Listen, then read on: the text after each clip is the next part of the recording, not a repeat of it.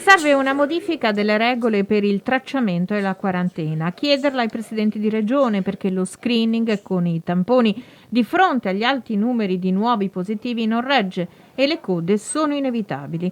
C'è attesa per la riunione del comitato tecnico scientifico che dovrà esprimersi in merito, anche alla luce della constatazione che la variante Omicron infetta, ma in modo poco invasivo. Oggi i dati parlano di 7.000 nuovi positivi.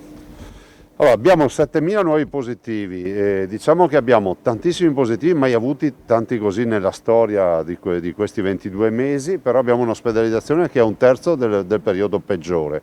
Abbiamo 178 persone in terapia intensiva, delle quali almeno l'80% non vaccinate, e nelle corsie abbiamo circa 1.200 pazienti, dei quali almeno 1 su 2 non vaccinato, e ricordo che i non vaccinati rappresentano solo il 13% della popolazione.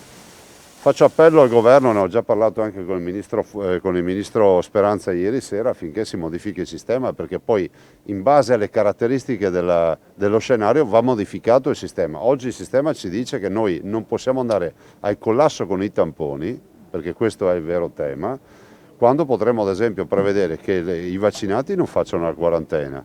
Io spero che il comitato tecnico scientifico dia un parere positivo. E dall'altro che si possa ridurre anche il numero di tamponi, il contatto stretto, che so, il bambino che è in un'aula con un positivo, non ha nessun senso, a mio avviso, che vada a fare un tampone per poi comunque restare in quarantena, per poi comunque fare un tampone alla fine.